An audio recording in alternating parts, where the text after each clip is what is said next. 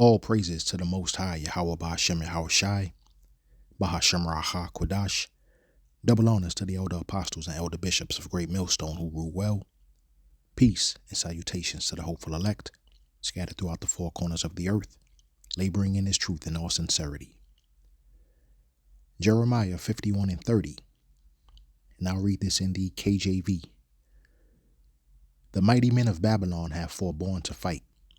They have remained in their holds. Their might hath failed. They became as women. They have burned her dwelling places. Her bars are broken. I guess I just can't take it, sir.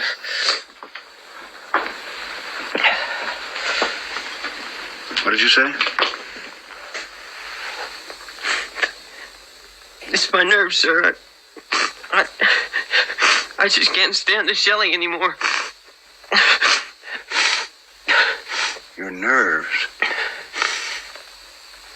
Well, hell, you're just a goddamn coward.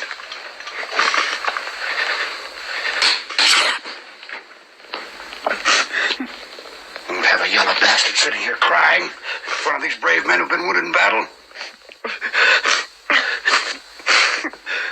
Shut up! Don't admit this yellow bastard. Nothing wrong with him.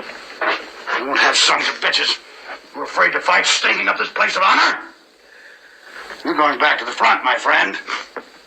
You may get shot, you may get killed, but you're going up to the fighting. Either that or I'm going to stand you up in front of a firing squad. I ought to shoot you myself, you goddamn bastard. Get him out of here. Send him up to the front. You hear me? You goddamn coward!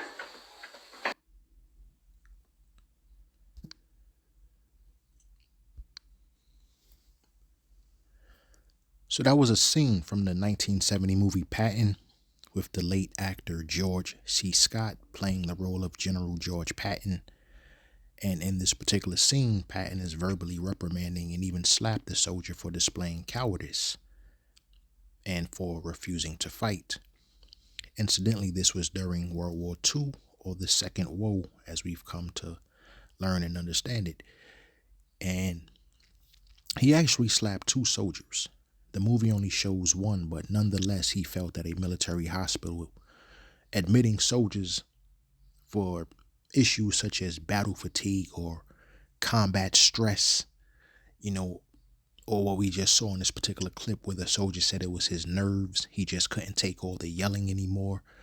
Patton felt these were not sufficient reasons for a military hospital tent to admit these particular soldiers, or cowards as he would call them, when brave soldiers had legitimate combat injuries. So the guys with combat stress, or the guys whose nerves, they just couldn't take it anymore, they're taking up resources from individuals, soldiers who were actually wounded in battle. And Patton felt that that was unacceptable for hospitals or hospital tents to be using their resources for people who were not legitimately wounded bravely in battle, as he would say.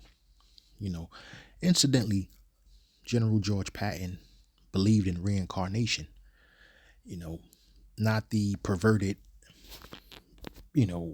definition of reincarnation that we understand today, with certain countries, or a particular country may say, if you live a righteous life, in your next life you may come back as rich or wealthy, or as a world leader, or something to that effect.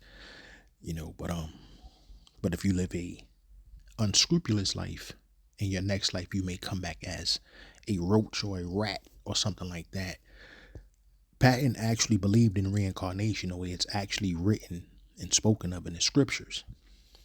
So if you have eyes to see or ears to hear, Patton understood it the way that, we pretty much have come to understand it. So, I'm not going to go too far into that, though. I'll save that for another video.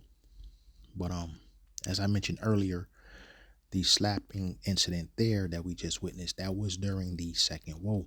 And what we're beginning to see right now, right here in the early stages of the Third World War, World War III, we're seeing Esau Edom trying to pull out all the stops to avoid from being drafted into the Third World War, World War III. All of a sudden now, if you type in, if you go to any online, search engine and just type in military 2026 conscientious objector, you'll see how many troops now, how many soldiers are trying to use the conscientious objector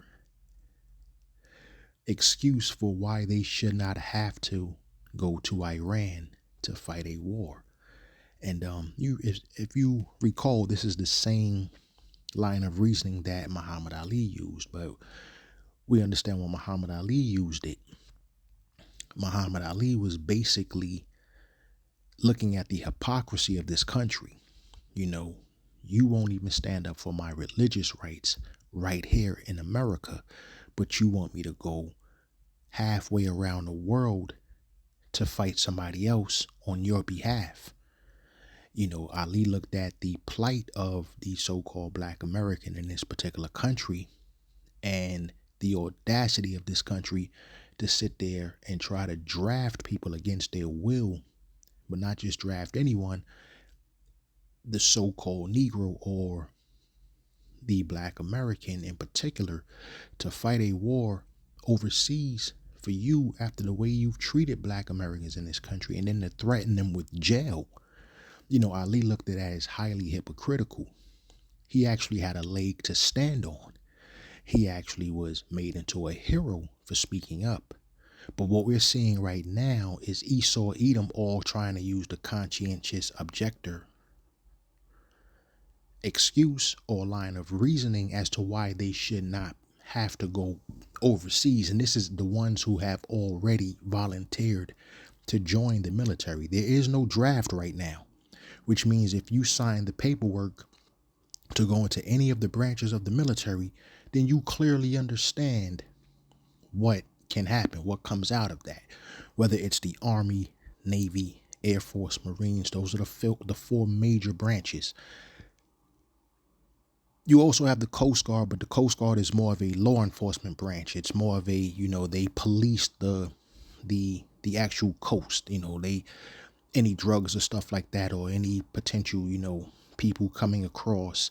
That's more of a law enforcement branch in terms of, you can count it as the military, but it's actually more law enforcement than it is actual military that can get deployed and, fight a potential war. Then, of course, now there's actually a sixth branch, which is Space Force, of course. And Space Force is not going to be allowed to say, hey, when the chariots start coming, Space Force is not going to be allowed to say, hey, I'm a conscientious objector, I'm not fighting in that war. No, you volunteered.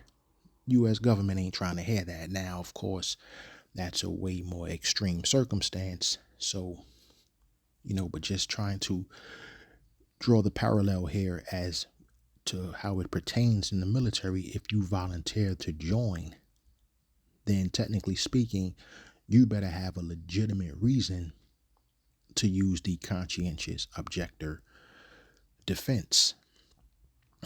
It worked for Ali. It may not necessarily work for tens of thousands of people all of a sudden who have just determined that, hey, I don't want to fight in this war.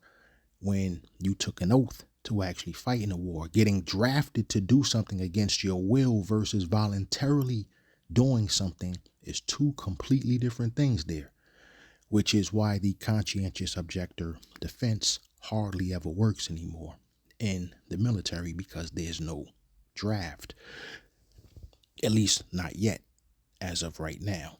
And then there's also, so like I said, Esau Edom is trying to pull out all the stops now. A bunch of them now are using the conscientious objector defense. Some of them are just flat out promoting getting swastika tattoos or any other hate symbols, Confederate flags, nooses, things to that effect. They're basically coming out now saying, hey, all we got to do is get this type of tattoo on our neck.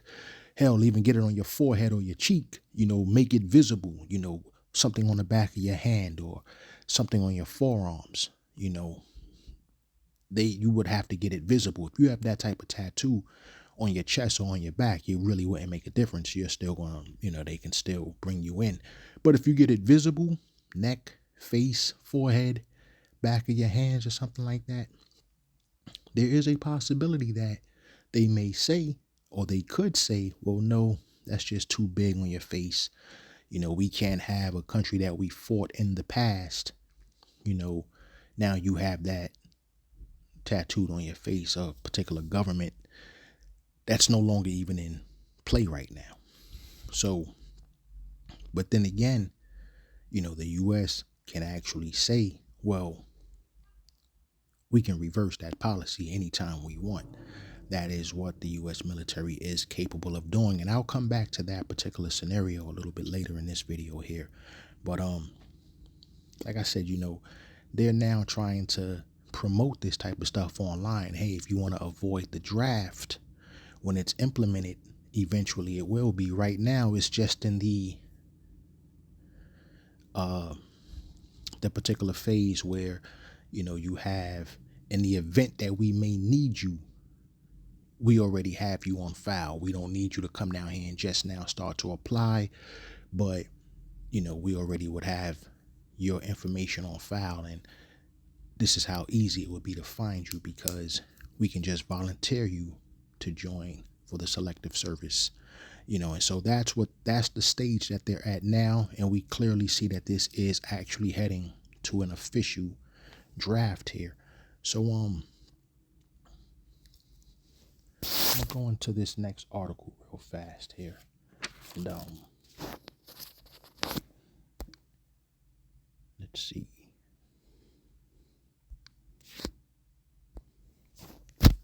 This is an article from Newsweek, and this was published December 17th, 2025. U.S. Coast Guard's swastika move sparks outrage. I'm not going to read the entire article, just bits and pieces out of it. The U.S. Coast Guard is facing criticism after the Washington Post reported that it allowed a new workplace harassment policy to go into effect that classifies swastikas as potentially divisive rather than a hate symbol. And like I just mentioned earlier, a few minutes ago, I should say, at any moment, whatever was outlawed or whatever was prohibited, if this country gets desperate enough during wartime, all that stuff goes out the window. They'll basically just say, hey, that doesn't matter anymore. We need you to go out here and fight this war. And if you don't, these are the repercussions here. I'm going to continue reading. I'll scroll down a little bit. There was never a downgrade. In fact, the 2025 version changes of the USCG, Harassing Behaviors Prevention, Response, and Accountability Instruction, strengthens our ability to report, investigate, and prosecute those who violate long-standing policy, she wrote. I'll scroll down just a little bit. You know what? I'm going to read why it matters. The backlash comes amid growing concerns about anti-Semitism, both in the U.S. and across the globe, particularly after a mass shooting at a Hanukkah celebration at Bondi Beach in Australia over the weekend. In the U.S., the FBI reported 2,137 anti-Jewish hate crimes in 2024, up from 2002 in 2023, according to the latest report on hate crimes. The policy reported by the Post reads, potentially divisive symbols and flags include but are not limited to the following: a noose, a swastika, and any symbols of flags co-opted or adopted by hate-based groups as representations of supremacy, racial or religious intolerance, or other bias.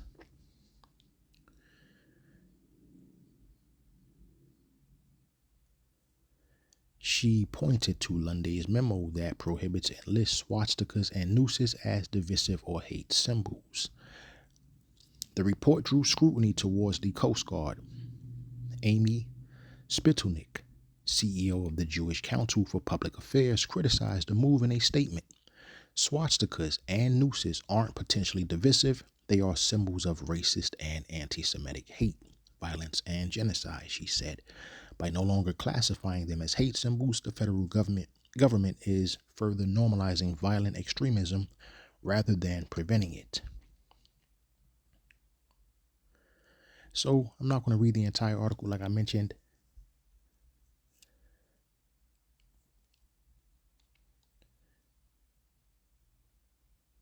And I'll scroll down to this last paragraph here. The American Jewish Committee wrote to X, "We said it before and we say it again. Nazi swastikas and nooses are not divisive. They are anti-Semitic and racist. Nothing evoking the Holocaust or lynch mobs has any place in the Coast Guard or any of the U.S. Armed Forces." So we see that this particular downgrading here of the U.S. government, the military, basically trying to say, okay, well, swastikas and nooses, they're no longer hate symbols. They're just symbols of, whatever that term was. They're not divisive, so they could be interpreted as anything, basically. Doesn't necessarily mean you hate somebody.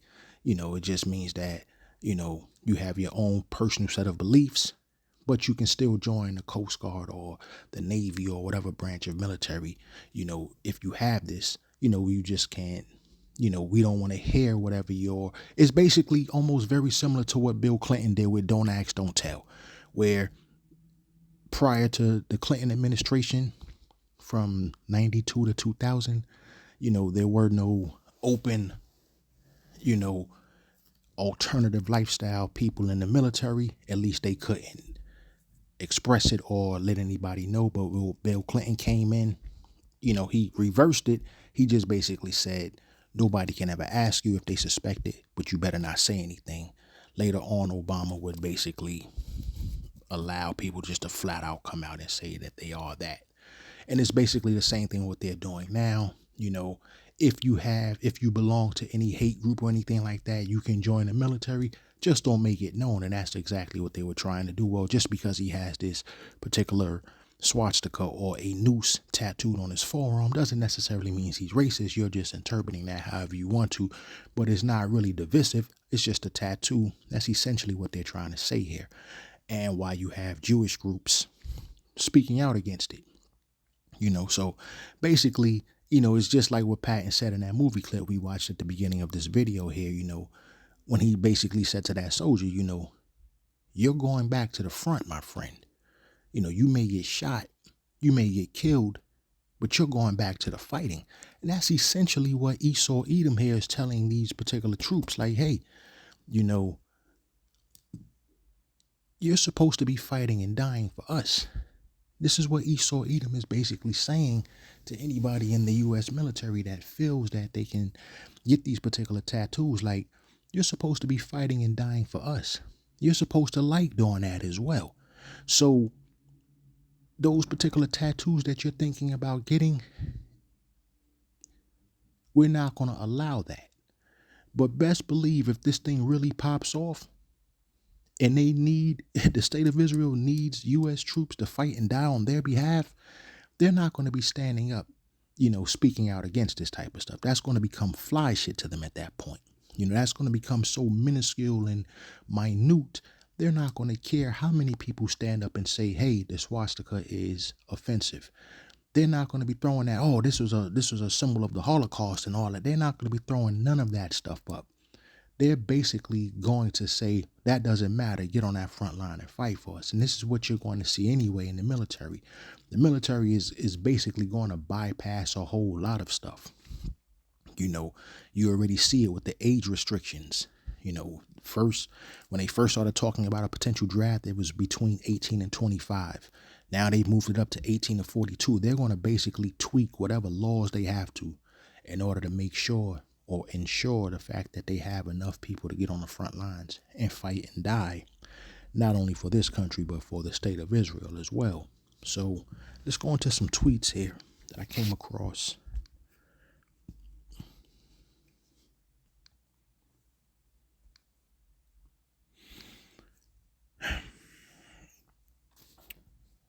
I'm just going to read a few of these here where you can see the general consensus of people who, and these are primarily Edomites here, whose tweets I'm going to read. First one, I also found out that these swastika tattoos only prohibit you from volunteering to join the military, but does not make you ineligible to serve if drafted. And that is 100% correct. And that's basically the point I was just trying to make there. If you get those particular tattoos, such as a swastika or a noose or a Confederate flag, the only thing that does is prohibit you from volunteering to join. Once they run that full body physical of you and they see any tattoo like that, they won't allow you to volunteer to join the service. Getting drafted is a completely different issue. Getting drafted means we're low on manpower. We're going to basically bypass any bullshit law that we put into place that prohibits you from joining, and we're basically now going to sidestep all of that and allow you to join. Here's a person here who was replying to somebody. He says, I see your bullshit with calling bullshit. So he basically went to a military site and he copied and pasted this particular paragraph. U.S. military person, Salakia. U.S. military person cannot have a swastika tattoo. All branches of the U.S. Armed Forces strictly prohibit tattoos that are racist, sexist, extremist, or discriminatory. Swastikas, being recognized as symbols of hate and extremist ideologies, are banned as they violate core military values, and their display can lead to severe punishment or investigation. As of right now, that is true, but you have to keep in mind the military is all voluntary. If it gets to the point where it's a draft implemented, which is what we're hurtling into, all of that's going to get tossed out the window.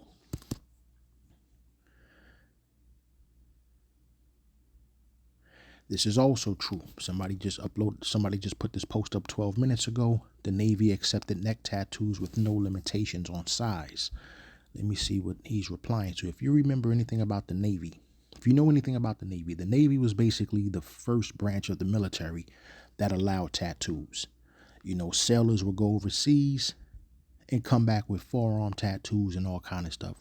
This was at a time when you hardly ever saw any Army, Air Force, or Marine personnel with any types of tattoos. Tattoos in the military really didn't even become popular maybe until like the late 90s to early 2000s is when some of those restrictions, because so many people were getting tattoos on their forearms or on their necks, so many people were getting these tattoos that the military had to kind of change their laws because too many people were becoming ineligible. So they're going to do the same thing. As you see Esau here, here's an individual who says American children shouldn't die for the state of Israel. Pro tip, if your child gets a swastika tattoo, they are ineligible for military service. Once again, that is only half true. They are ineligible to volunteer for military service. The draft is completely different. You know, these guys be thinking this is Esau Edom trying desperately. Let's go back to this particular verse here. The mighty men of Babylon have forborn to fight. They have remained in their holds. Their might hath failed. They became as women. You understand? So they're basically trying to come up with anything now. You know, like I mentioned earlier, they're trying to play the conscientious objector card. Now they're trying to play, hey, get the swastika tattoo on you. That'll keep you out the military, you know. So I'll read just a few more of these just to show what the popular consensus is with these guys now and exactly what it is that they're trying to do. As to avoid, you know, they're trying to avoid service all of a sudden, you know. So I'll scroll down. Here's an individual that says you can't be drafted with a swastika tattoo, but it would probably end like the Azov Brigade in Ukraine. Basically, a bunch of far-right Nazis in Ukraine were in a militia, and then they were made to join the official army and then sent on basically suicide missions as punishment. I understand completely what he's stating, what he's saying here, and that's basically my whole point indeed. Except the fact where he says you can't be drafted with a swastika. If the U.S. gets to that point where they're low on manpower, they're not going to care what type of tattoo you have. If you are an able-bodied person that can take a bullet, you will find yourself on the front lines if this country implements a draft. If you fall in between those ages, 18 to I believe 42 or 18 to 43 right now. But other than that, basically a bunch of far right Nazis in Ukraine were in a militia, and then they were made to join the official army and sent on basically a suicide mission as punishment. Exactly. Army recruiters are even getting into schools. These warmongers should not be nowhere near kids. This has nothing to do with what I'm talking about. I'll keep scrolling for just a few more. Here's another individual here. Swastika tattoos will keep you out of the army, just for your information. So as we can see, Esau Edom is trying desperately not to go into World War III. Here's an individual who's replying to raw alerts. According to Military Times, they are reporting that eligible young men will automatically be registered for the U.S. military draft starting December 2026. This individual replies directly, a swastika tattoo will cause anyone to be completely ineligible for military service. So as we can see, these guys are doing whatever they have to do. They're trying to spread the word, hey, get a tattoo. Time to tattoo a swastika. So you are disqualified for military service, not worth dying for the state of Israel. So the individuals who have a problem with, going into the military to die for the state of Israel, I completely understand where they are coming from. But don't get it twisted. There's some people on here who are posting that they just don't want to go into the military regardless. They don't care if the state of Israel has anything to do with it or not. They don't want to go into the military. They've never planned on going into the military, so they, it's just was never part of their life plans. And so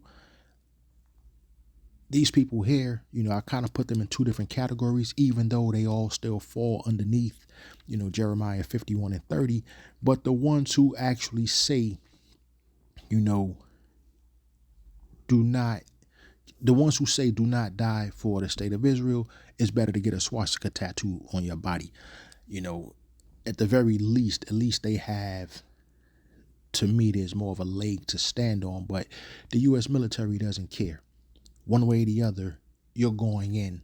If it comes to that point where they're starting to run low on bodies, they're not going to care about piercings. They're not going to care about tattoos. They're not going to care about a lot of that stuff. Stuff that would have prohibited you or hindered you from joining before, all that's going to get thrown out the window. Not to mention, when you look at the state of Israel and its relationship with the U.S., when you join the military, you take an oath. And in that oath, it doesn't just say, I will fight and die, or I will fight and defend the United States. It says the United States and its allies. So when you take that particular oath, Israel is your primary ally right now. So there's really no getting around it. And even if you're drafted against your will and you feel the need to try to get a tattoo like this to stop you from being drafted, do not be surprised if they start bending all types of rules. So it's a long shot is all I'm trying to say. And I truly doubt it would actually keep anyone out of the military unless you're willing to go to jail for X amount of years. But either way, this particular country is falling. It's right at its end. And like I said, we can basically see Jeremiah 51 and 30 is right at its beginning stages. We haven't even gotten to the point yet where, we're actually seeing, like, we know that we've already been infiltrated, with the borders basically being open. There's no telling who has been coming across here and just how many sleeper cells are already here in this country. But in terms of actual fighting here, like where it's actually noticeable right now, that hasn't happened. And so we're seeing the very early stages once again of Jeremiah 51 and 30, her mightiest warriors no longer fight. They stay in their barracks, their courage gone. They have become like women. So this is the early stages of it, where you're already seeing before, anything even happens over here. People are already, trying to congregate together, trying to come up with a plan as to why they should not have to go over there. And part of that plan is to get a swastika tattooed on you, or a Confederate flag, or a noose. But it looks like they're going to pretty much run with the swastika thing. So that's just showing you where Esau Edom's head is.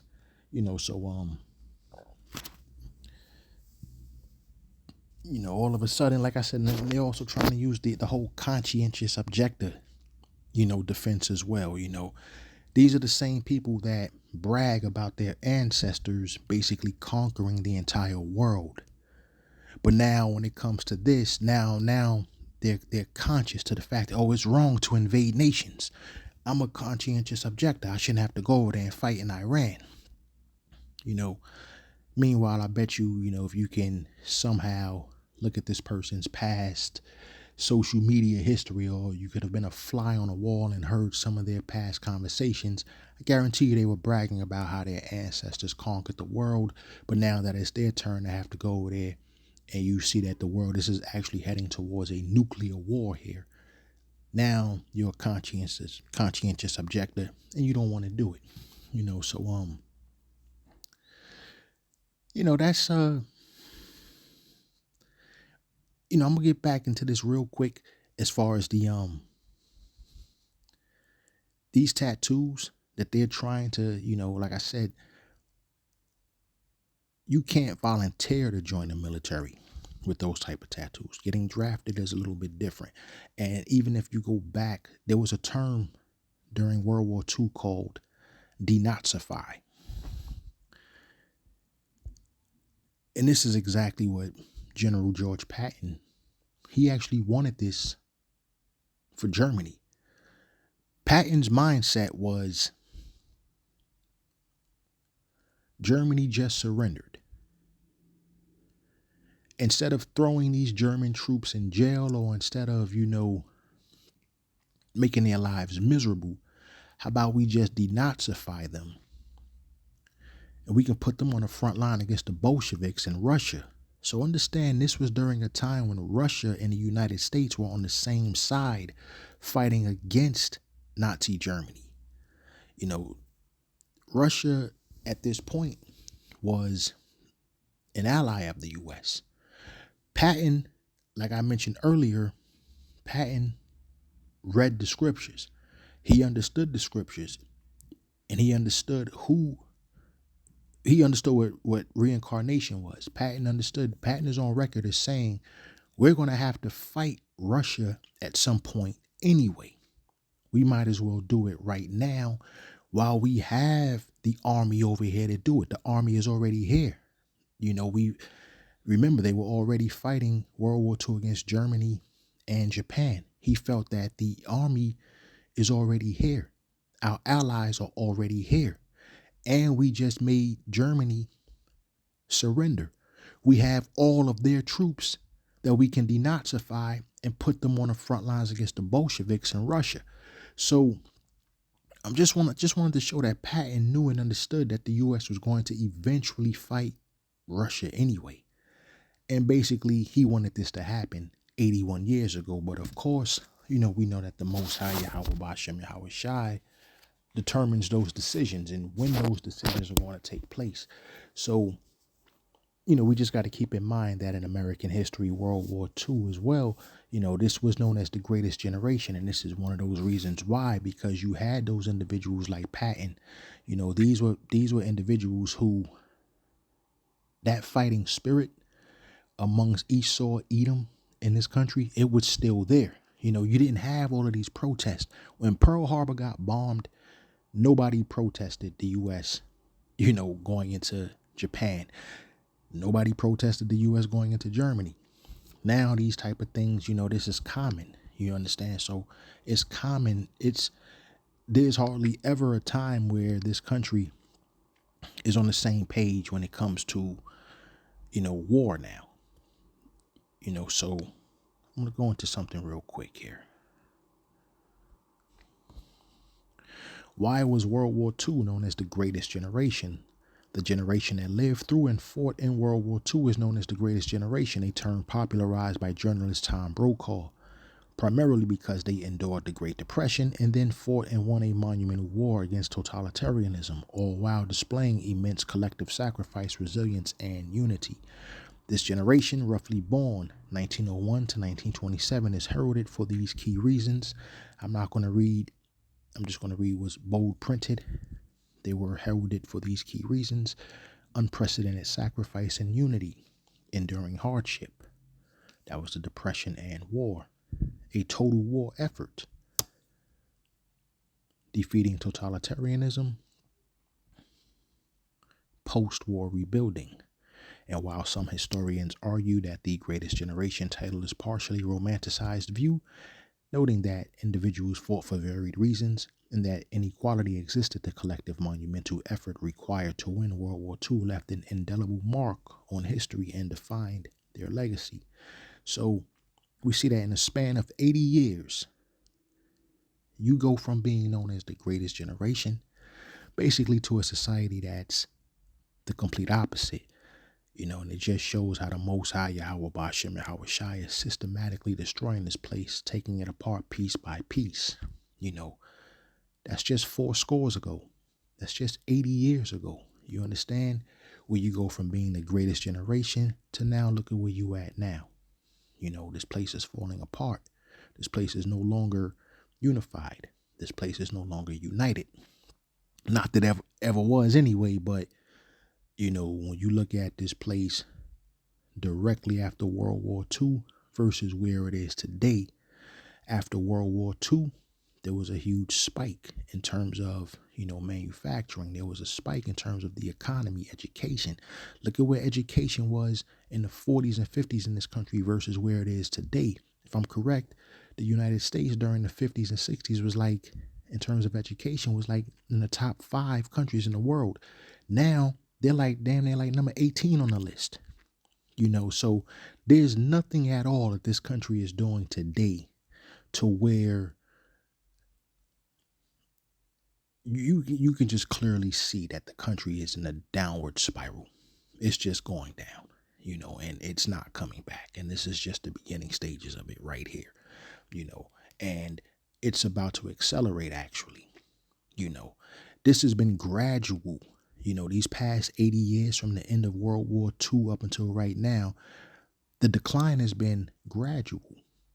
Something that was not very noticeable unless you were just that type of person that were really, really, really paying attention and seeing that, man, this fucking place is going down.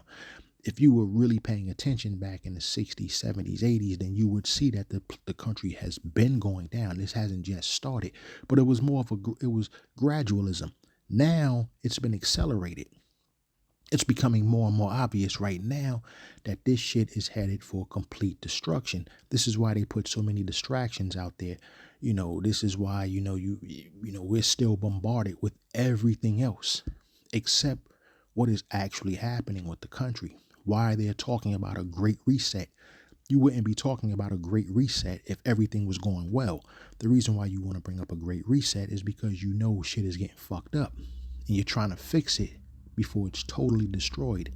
And you know that when this particular country right here is destroyed, every other country is going to go down with it. It's going to cause that domino effect. And this is exactly why I'm saying, I just mentioned a few minutes ago, the Most High Yahweh Bashem Yahweh Shai is systematically destroying this place, taking it apart piece by piece.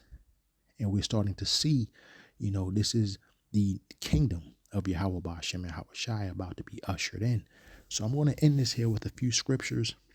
I didn't go into a lot of scriptures so far in this. I've only really gone into Jeremiah 51 and 30. I'm going to go into Isaiah right now. And this is going to be Isaiah chapter 13. And I'll start with verses 2 and 3. Raise a signal flag on a bare hilltop. Call up an army against Babylon. Wave your hand to encourage them as they march into the palaces of the high and mighty. I, Yahweh Bashem Yahweh Shai, have dedicated these soldiers for this task. Yes, I have called mighty warriors to express my anger, and they will rejoice when I am exalted. I'll scroll down to verses 6 through 9. Scream in terror, for the day of Yahweh Bashem Yahweh Shai has arrived. The time for the Almighty to destroy. Every arm is paralyzed with fear. Every heart melts, and people are terrified. Pangs of anguish grip them, like those of a woman in labor. They look helplessly at one another, their faces aflame with fear. And once again, just like we read in the previous scripture there, these guys are nervous now. This is actual, this is fright. Her mightiest warriors no longer fight. They stay in their barracks, their courage gone. They have become like women. And it's basically saying the same exact thing here. Pangs of anguish grip them like those of a woman in labor. These men here, these mighty men of Babylon, these men who, you go from being known as the greatest generation, the generation that survived the Great Depression, went straight into World War II, which started the atomic age, the nuclear age here. You go from that just 80 years ago, and look where you at now, where guys are so against war, they're so against fighting that they will go as far as even trying to get Nazi swastikas tattooed on their bodies just to keep them out of war, to defend the country that they feel that their ancestors conquered and made. So I'm going to end this with Revelation chapter 18.